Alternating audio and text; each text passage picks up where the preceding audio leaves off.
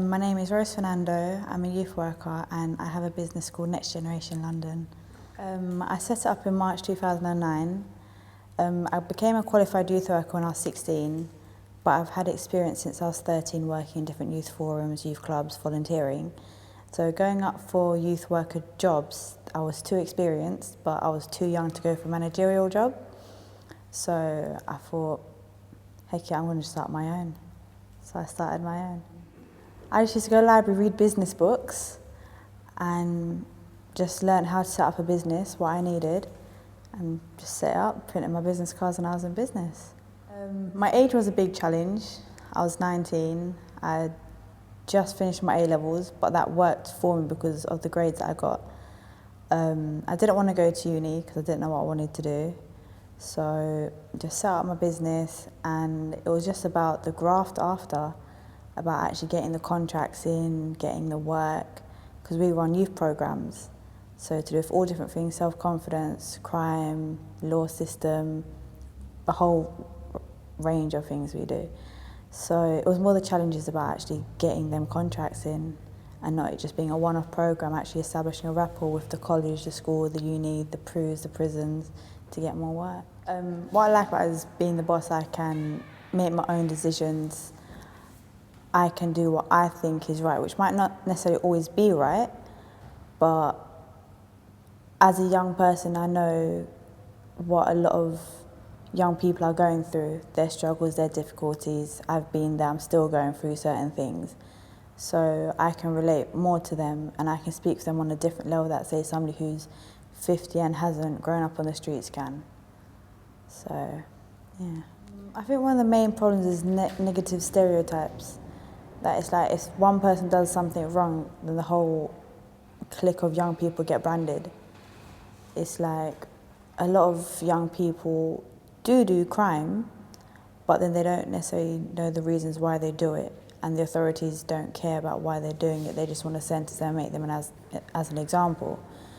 But it's like if some young person goes to the shop and steals something to eat, then it's not necessarily the crime that should be highlighted, it's the poverty behind the crime. And then that should be something that's targeted, not just punish them. Yeah, punishing them is going to help for that moment, but then when they come back out of prison or if they come back off probation, they're just going to do it again because the initial symptom has been dealt with, but the problem hasn't. And it's just going to be a recurring cycle. Since the riots, I'm not quite sure what has changed with young people. Obviously, there's a lot more apprenticeship jobs going and training in that sector, but then a lot of young people aren't signposted where to go for it. But then after the riots, I was only around for a couple of months before I jet setted off to Jamaica, and then only came back this year. So it's just, now it's speaking to the young people on the streets and actually finding out what's the same, what's different, what's changed. To be honest, not a lot has changed.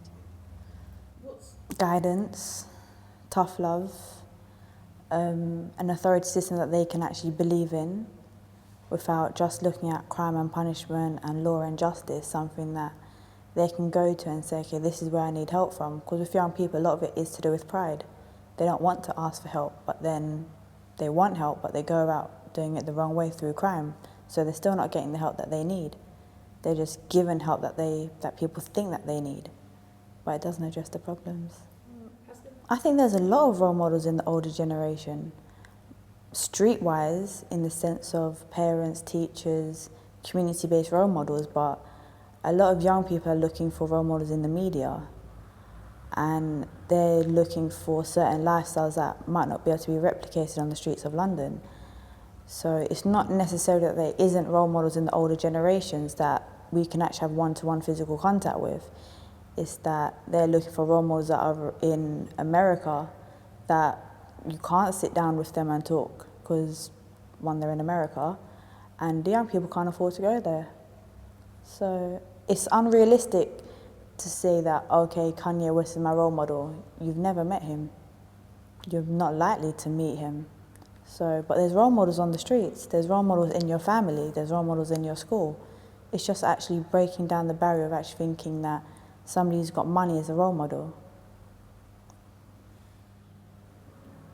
I think some people will say that women in the music industry are getting liberated in the sense of what they're doing and that they're in music videos, because obviously the old cliche about sex sells. But I don't necessarily have any views on it in the sense of that if that's what they want to do, that's what they want to do. So some people do it for the right reasons, some do it for the wrong reasons. But I guess it's what sells the music videos and what people want to see. It's a big influence. Also the way that they dress, the way that they are then with guys, the way that they let guys use them, whether they know it or not, because of stuff that they've seen in these 3-minute films. So it does have a lot of impact. You see that example, Miley Cyrus and her twerking thing, prime example. I see little kids as young as 7 on the bus trying to imitate Miley Cyrus twerking. And it's like, okay, but you don't know how it came about. You don't know the history about twerking. It's been around for years, but you only notice it because somebody in the media does it now. If you go to a bashment rave, they're all twerking. A typical week. Monday, wake up at 6, go to my job in East London. From there, go to my friend's pop-up shop in East London as well, so it's not that bad. But in the meantime, grafting for contracts, trying to edit my book that should be coming out next year, trying to edit my second book that I don't want to come out. A typical, it's stress. It's running around, it's trying to look the part for work because you're not carrying your luggage with you to always get changed. It's knowing the sacrifices that you need to make to do it. It's like not always going to be able to see your friends unless they're willing to at 2, 3 o'clock in the morning when you've got time. It's stressful, but I love it. I can't not be busy. I love it. My motivation is one of my old school teachers from secondary school. When I finished my GCSE, she said that I'm not even going to get 1 A-level. So when I got my A-levels, I had to go back and rub it in her face. But it's just like hearing people say, you're not going to get anything in life because of where you've come from, or you're not going to be able to do anything because of where you've come from. That's my biggest motivation. And to use that as a catalyst to help break other people's barriers. When they say you can't do anything because you grew up on this estate, or you can't do anything because you come from a family that's full of drug dealers or something. No, you can, because the potential is within you. It's about unlocking it and unleashing it. So that's my motivation. 3 words that will probably describe me and my life is hardworking, sacrificial and determined. Hardworking, sacrificial and determined. I'll say are 3 words that describe me. August 2011, I went to Jamaica on a holiday for a week with a girlfriend. Came back March 2013, so it was a very long week.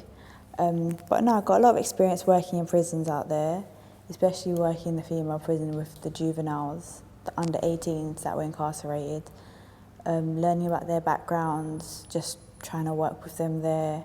A lot of them, 16 and under, were mainly in there for either running away from home or for prostitution, so it was about breaking that barrier with them. And yeah, I think when I came back more mature because of things that I had to witness when I was out there and see what other females were going through. And it made me grow up. It made me more determined to try and help the youth here, because I can't physically help the youth in Jamaica unless I want to go and live there. But it's too hot. But yeah, it just made me more determined to help, more determined to do what I can. Yeah, it's made me a bit more street smart.